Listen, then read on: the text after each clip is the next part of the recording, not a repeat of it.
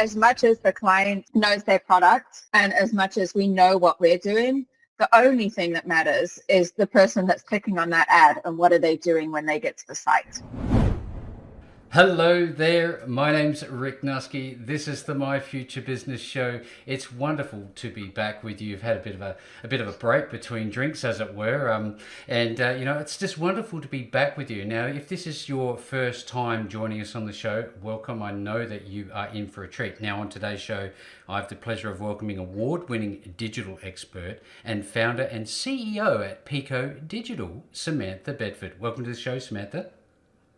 Hi, Rick. Thanks for having me. I'm looking forward to it. It's an absolute pleasure having you here. Now, you and I, we're going to be talking about a whole host of different things, including paid media, the impact of AI on how we market our business, and how to build an effective marketing strategy that's helping business owners achieve their growth goals. But what we do at the start of the call, Samantha, is we spend a bit of time just talking about you, learning a little bit about your life, and just so for a bit of context for the listeners. So where are you calling in from today? Yeah, so I am currently based in Scotland, about 40 minutes outside of Glasgow. I've had a bit of a global tour, if you want to put it that way. I was originally born in the UK, in England, and when I was about 6 or 7, I moved over to Cape Town, South Africa, and that's where I pretty much had all of my childhood and my education, that kind of thing. Started my first job in the traditional advertising industry out in Cape Town, South Africa, and then I got an opportunity. It's a bit crazy. I'll never forget my dad said to me, "What are you doing?" Because, obviously South Africa is a third world country. And and I was going into the digital space. And you've got to remember most of our houses there are still on dial-up.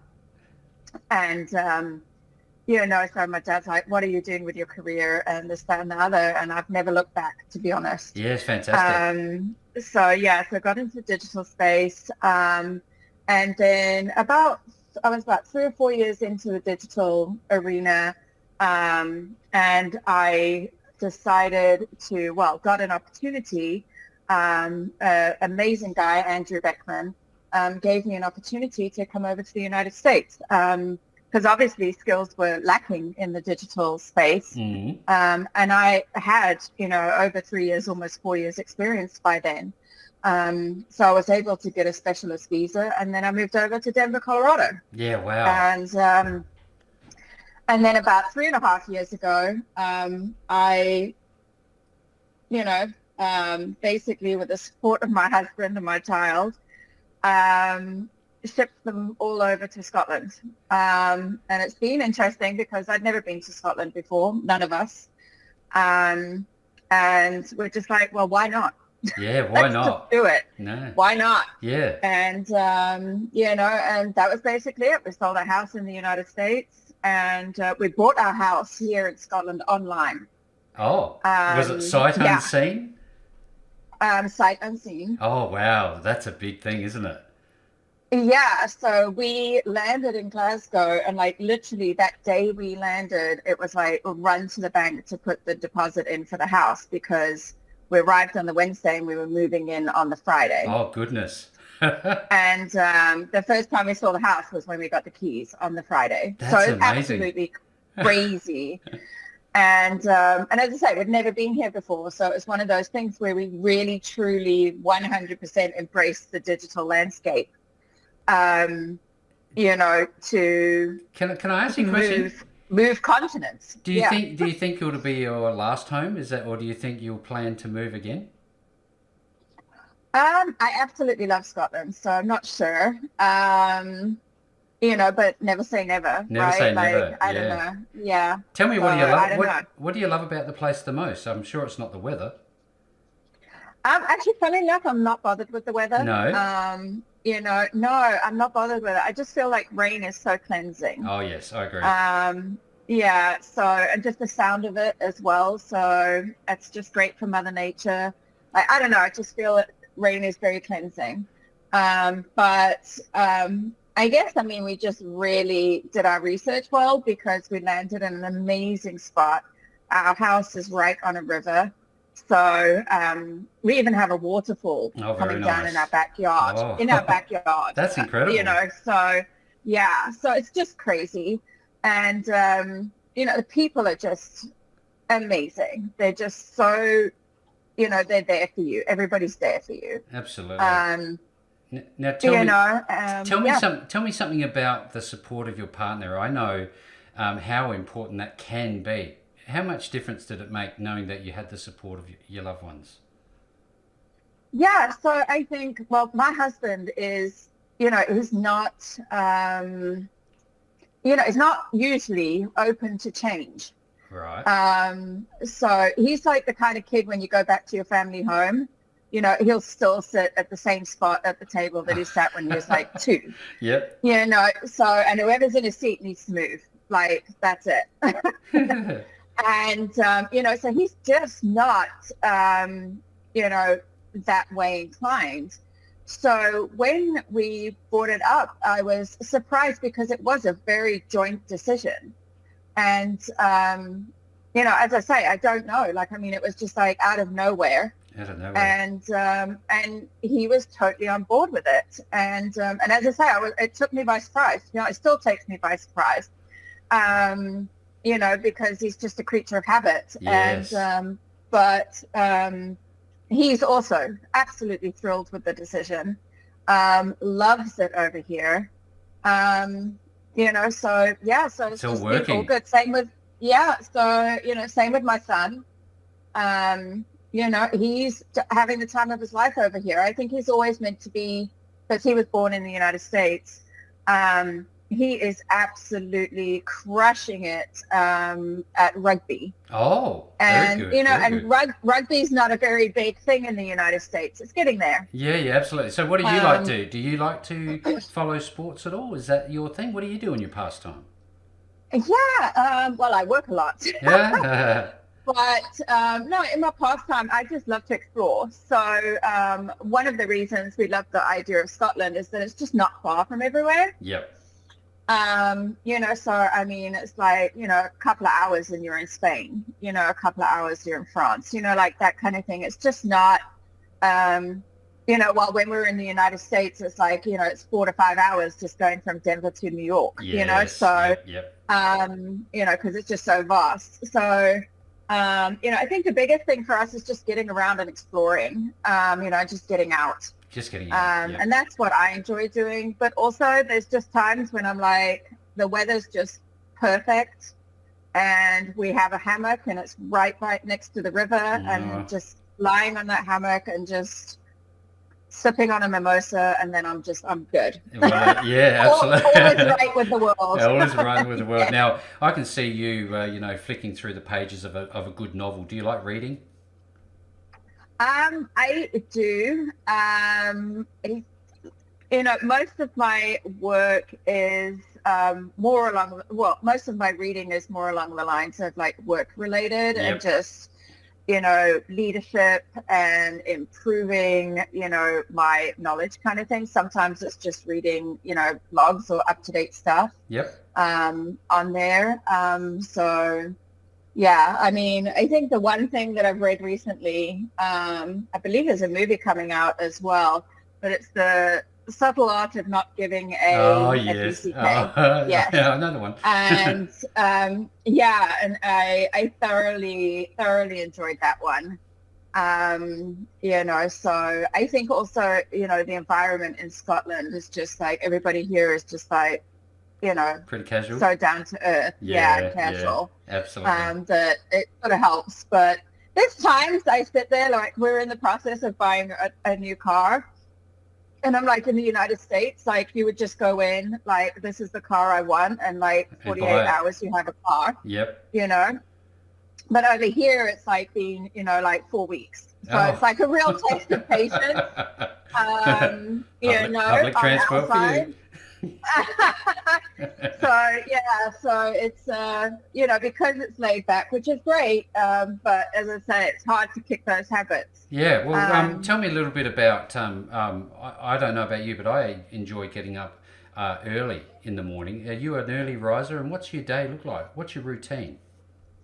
Yeah, not an early riser. Yeah. I mean, I'm not going to lie. I mean, I set my alarm for today's call so that I can actually shower and feel better when I'm sitting on the call. So, but yeah, no, not an early riser, and that's because I do a lot of work in the United States. Yep. So obviously from a time zone standpoint, it's just more important for me to be, more accessible in the evening, my time. Like late afternoon, evening versus the morning. It's like So, that, isn't it? Yes.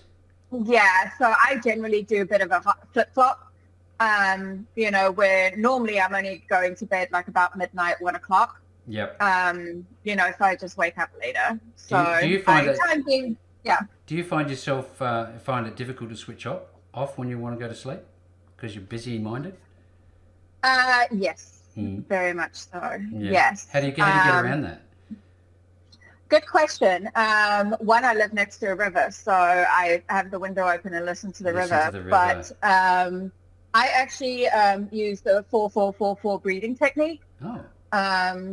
So it's basically, breathe in for 4 seconds, hold for 4 seconds, breathe out for 4 seconds, hold for 4 seconds, and then obviously repeat. And basically because you're counting and breathing at the same time, it just quietens your mind. Quietens your mind, yeah. Wow, that's really good. There's lots of people on this, listening to the show that's, go through these similar experiences. And that's what I think the value of talking about, I guess, a bit about you behind the business is so important. So I appreciate you sharing. Yeah. Now, when was your first experience as an entrepreneur? Mine was washing cars. Do you remember what you were doing? I wouldn't say as an entrepreneur. I mean, basically, I packed bags at a shopping center. Mm-hmm. So, like, I don't know, like Tesco's, Kroger, yes. That kind of thing. And I was the one standing behind the counter packing the bags. And anyway, this was in Cape Town, South Africa. And so basically what happened, a friend of mine and I, we both fell in love. I was 15 at the time. Both fell in love with this like adorable like teddy bear at the store next to the grocery store. And I was like, I want that teddy bear. And she's like, well, so do I. And I was like, well, I'm getting that bear. And anyway, so I went into it was called ShopRite Checkers at the time. It's in South Africa. Yep. I walked in there. I applied for a job. And to be honest, I actually lied about my age because you had to be 16 to work. And I wasn't quite 16 at the time. Wasn't far off, so it wasn't too bad of a lie. Anyway, I got the job, and on my first paycheck, I went in and got that damn teddy bear. I bet you did. I love it.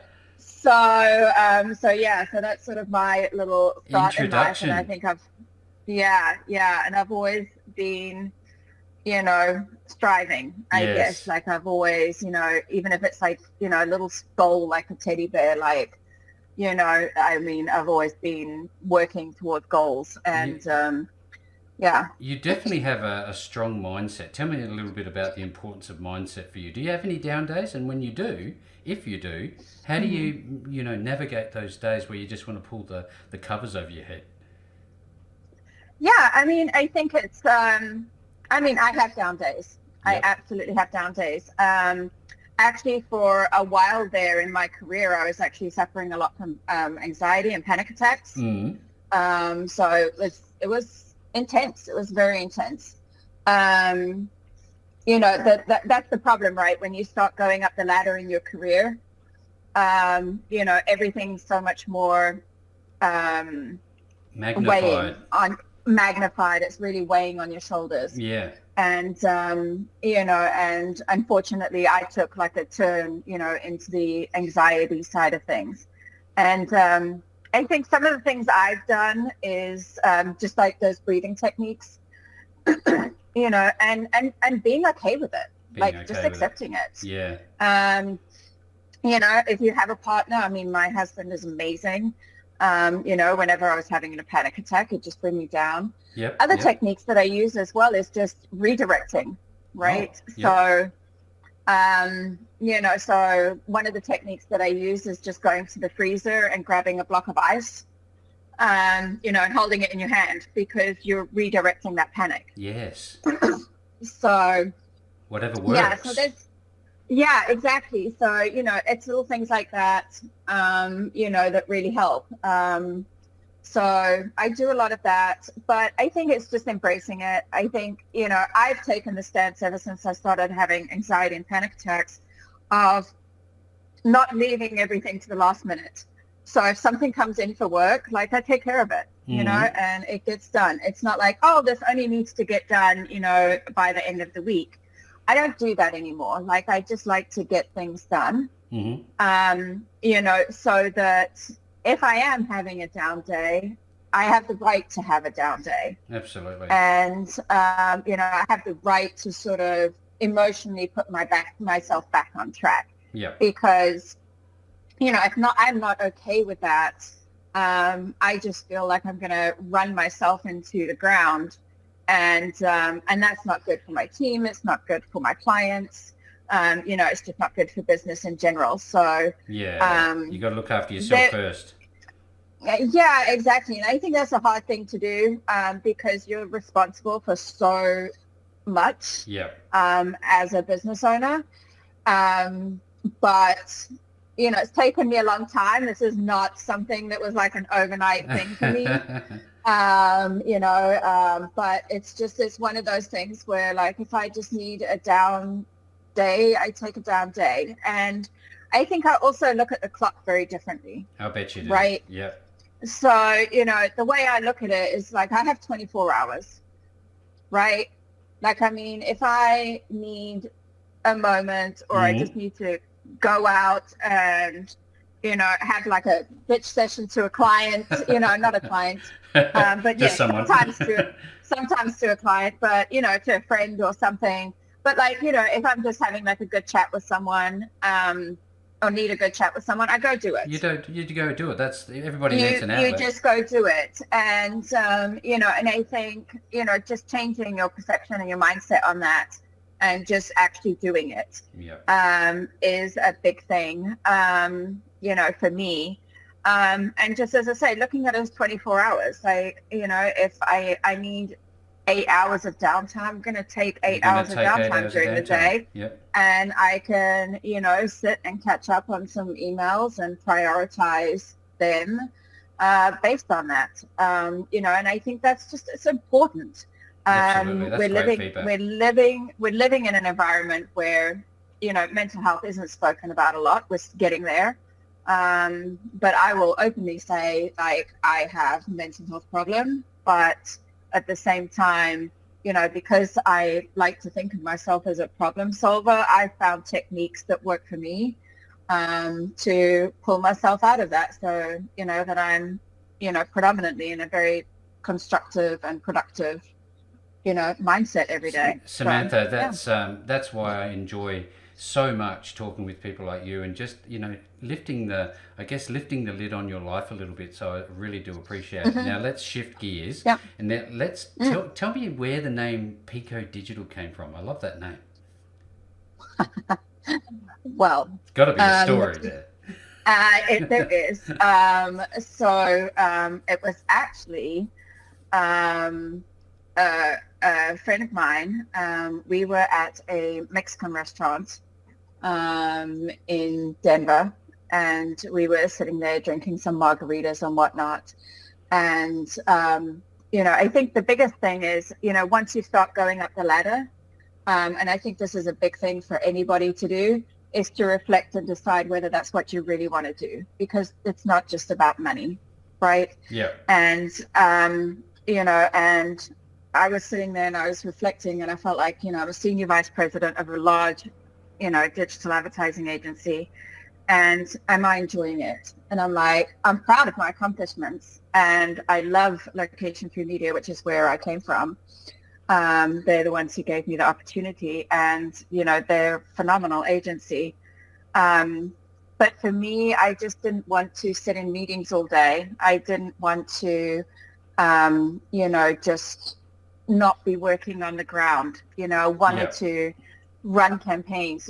As you can tell, I'm sort of, like a problem solver. So Yeah. I like to be able to, take things and, and turn them around.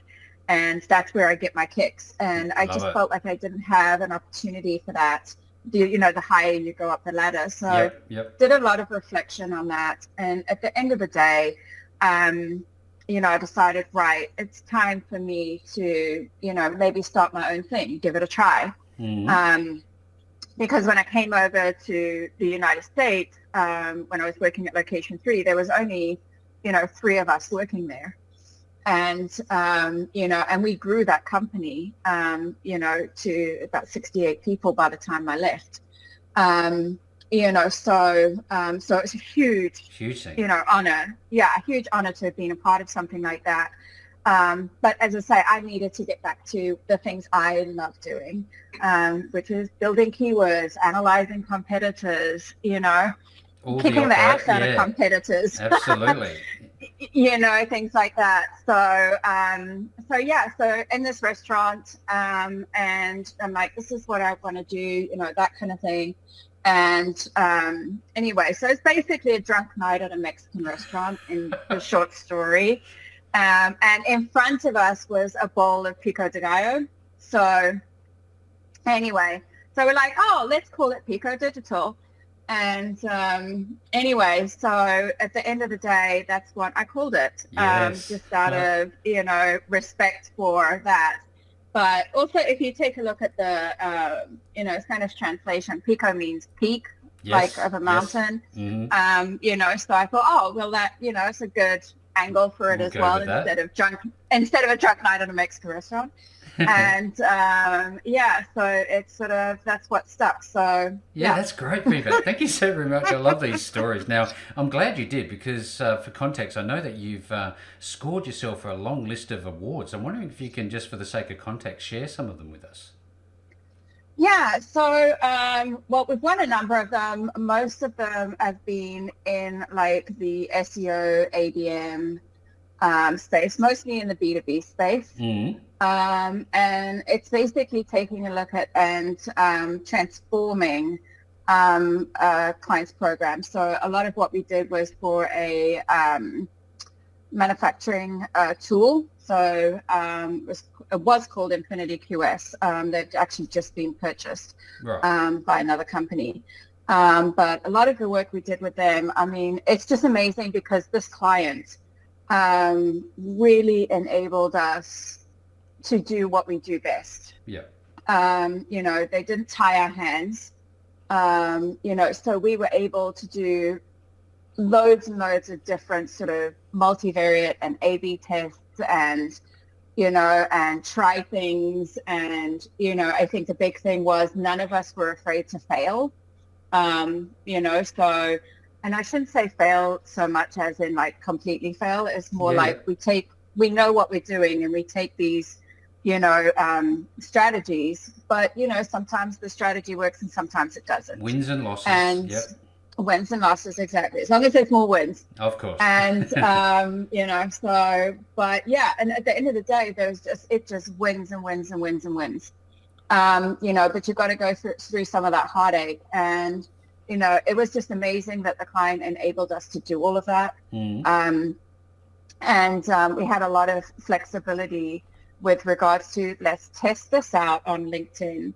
And I mean, we got to a stage on LinkedIn where LinkedIn put together like a competitor set for us, a peer set.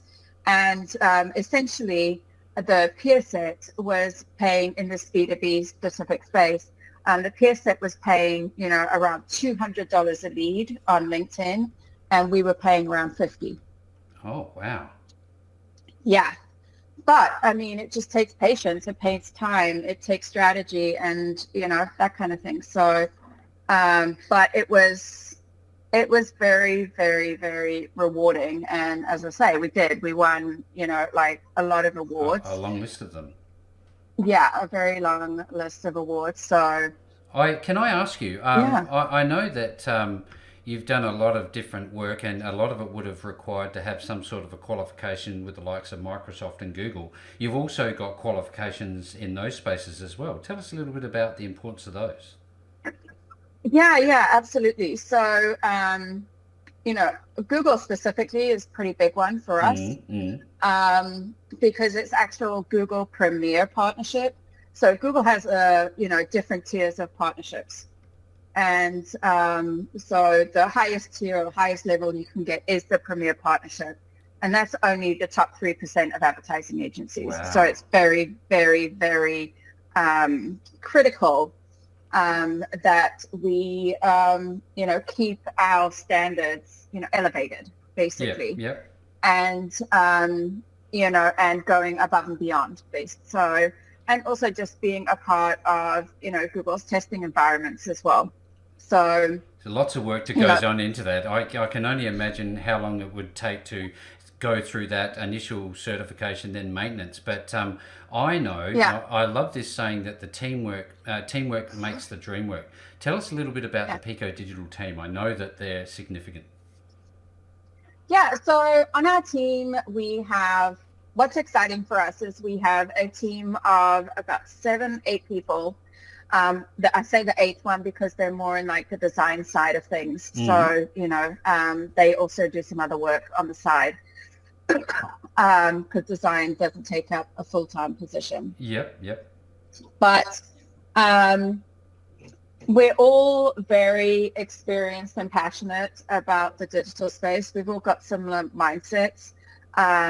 We don't look at it as, we don't have like a tiered structure of like, this person's your, we just don't have that. We just, our tiered structure, basically at the top of the tier is the client, and we're all underneath, and we do our thing. You do your thing.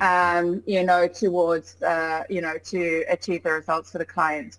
I think the biggest thing we do is just ensure we don't have any silos between us. Yes. So it's important. So if I'm doing something on, Google, for example, and I'm doing some multivariate or A/B testing on Google with regards to, say, landing pages or ad text and images. And, the biggest thing there is like, well, what am I learning? Right? What's working? What's not working? What elements in all of it is, maybe pulling it down? And trying to look for those trends. And but then once I've got all of that information, I wouldn't be doing any justice to the client if I'm not sharing that with every single member of the team, of course, and sharing it with the client's team as well, and making sure that all of that information is shared so that every single piece can work cohesively together, and we can all learn from each other. Because I think the biggest responsibility of doing paid media specifically is that we have a real life focus group, right? Yep. And for us, like, we can learn stuff, relatively quickly, while SEO is a much slower process. Design, is like, you've got to get it out there to test it, so if we're not feeding information back, there's a lot of responsibility on paid media to share that level of information, to improve SEO, to improve the website landing pages, to improve email campaigns, and that kind of thing. So certainly a lot going on, isn't there? I wonder, if I may ask, AI, what's your take on it? It seems to be taking over the world in a mad flurry of activity at the moment. Is it of concern to you, or do you think that it's something to embrace? I think it's twofold. It's so early days. It's hard to tell, isn't it? Well, it's early days. There's certain parts, and I think the thing is like AI is just so massive, right? So I think, looking at AI as a whole can be concerning, but you've got to portion it down into how relevant is it for your specific industry, and there's certain things that I love about it, right? Like, AI-driven bid management strategies, right? Things like that. AI optimizations on your ad copies. Just there's loads of things that, enable us, at least in our space, to I don't know, give us quicker, empower quicker actions, essentially. Yep. And sort of get things done a lot quicker. And it just gives us a lot more time to put towards like those strategic insights and like the strategic thinking. Yeah, love it. But I think the biggest challenge that I have with AI is, AI is driven by people. Yeah.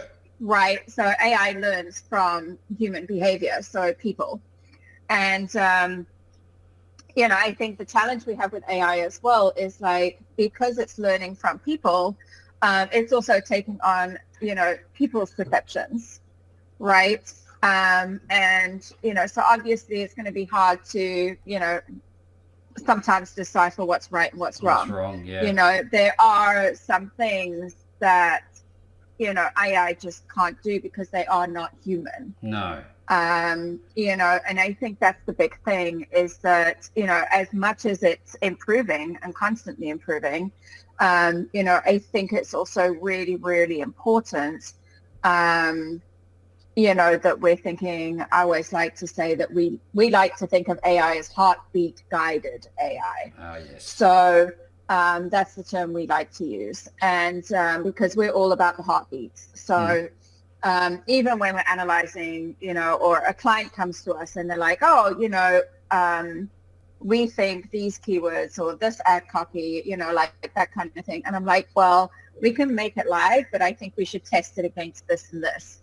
Because at the end of the day, as much as the client knows their product and as much as we know what we're doing, the only thing that matters is the person that's clicking on that ad and what are they doing when they get to the site. Of course. And that's what drives the revenue for the company. That's what drives the results for us. And we continue to retain our clients. And, so everything for us is about that heartbeat and personalizing it as much as we can. Yeah, great. So as much as AI helps us a lot, at the same time, we have to make sure that our copy is written for each individual, right? Yeah, absolutely. We want to be speaking to them. We don't want it to, be seen as just, AI generated content. You can generally tell, can't you? I mean, people are not silly. You've got to make sure that you've got that, like you say, the heartbeat on there. So thank you very much for sharing that part of, I guess, the story there at Pico Digital. Now, who is your ideal client? Are you working with B2B or is that small business? Who's your preferred client? Yeah, so I would say a large percentage of our clients are B2B. We've had a lot of success in that space. A lot of our awards are in the B2B space. And, outside of that, mostly the travel industry, healthcare, realty, that kind of thing. So we're not looking for the big giants in the world, so we don't want large enterprise companies. We are looking at more small to medium-sized businesses. Yep. So I'd say anywhere from like 51 employees and, max maybe 150.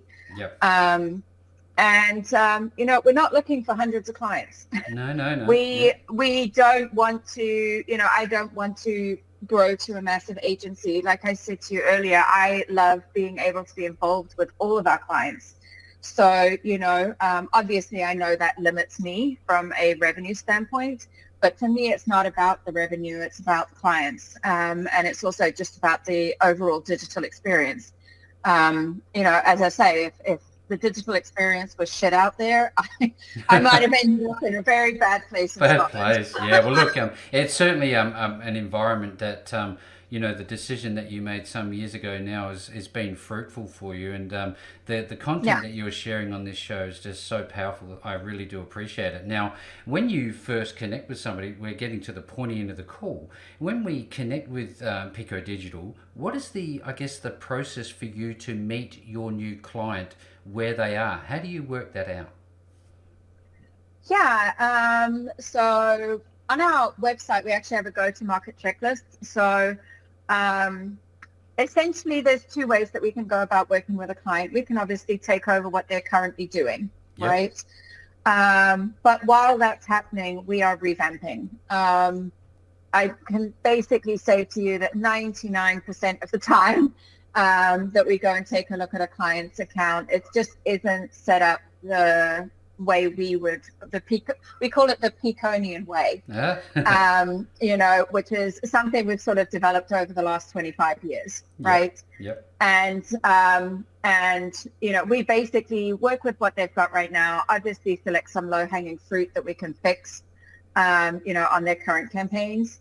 But really we go back to the drawing board.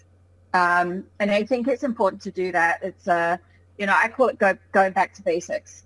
And I want to check, I want to make sure, is the tracking correct? Because I think a lot of times people launch campaigns and then it's like a bit of a set it and forget it is what I normally see happening on campaigns. Or the campaigns are 100% reliant on AI. And it needs to be a solid blend. Like I say, we need to be, pulling out common sense and personality and, which is stuff AI just can't do. It just right? Can't do it. Yeah. And then we rebuild the campaigns. And sometimes it's a staggered approach. Sometimes we just start in Google and rebuild Google. In LinkedIn, we usually find that the audiences are just not set up very well for testing. Yep. So there's a lot of changes that we make on LinkedIn, usually for audience testing, and then creative testing on LinkedIn. And then just trying to get as much information as we can from the client. So, do they have like a brand Bible? Do they have did they do any sort of like surveys or anything with their current customers? Can we get that?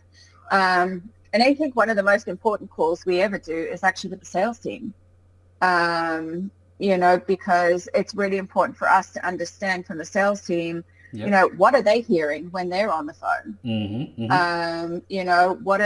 Why are people looking into that client's product or service?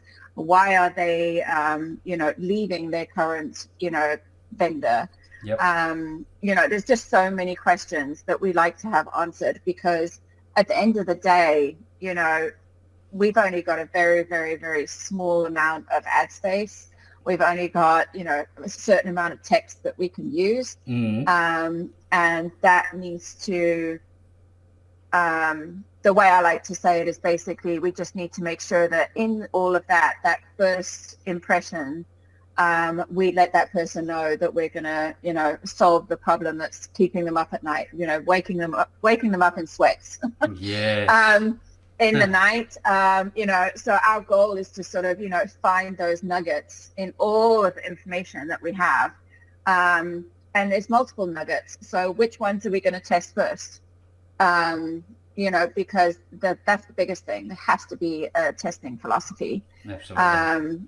And it needs to be consistently changing. You can't just implement a test and just set it and forget it again. Best. Now, I know that there's certainly a journey that has to go on here. There's obviously a relationship beyond this initial contact and filling out some forms and getting to, shake hands here and there. You have an ongoing relationship with people. Now, when people actually want to reach out with you, I'm pretty sure there's going to be a lot of people on the line that will want to work with you. Where are they actually going to go to find you? Where's the best start point for them? Yeah, so obviously there's our website, so you can go there. And as I say, if you go to the website, we do have a go-to-market checklist and a video that you can watch as well, going through that go-to-market checklist. So even if you're not interested in our services, just please go there, because, it's valuable information. It's stuff that I've, how I approach things, so if you're not interested in using us, that's fine, but at least help yourselves to the information, and make the digital environment a better place. So what's the actual URL? What's the domain? Yeah, so it's Choose Pico, CHOOSEPICO.com. So Choose Pico. And the other thing, obviously, reach out to me on LinkedIn, Samantha Bedford on LinkedIn. And the other thing as well, you're welcome to just email me directly at just sam@choosepico.com. There you go. Well, look, Yeah. if anybody's on this call today and you've listened into this call, we literally have just scratched the surface. There is so much to talk about in terms of paid media, paid marketing, call it what you will. And I know that the team at Pico Digital have the skills that you need to get results that you are looking for. So make sure you definitely visit the website. I'll be making sure that the link is available below this call, no matter where you see it. You're definitely going to be able to get back to Samantha and a wonderful team. And with all that being said, Samantha, thank you so very much for joining me on the My Future Business show today. Thanks, Rick. It's been fun.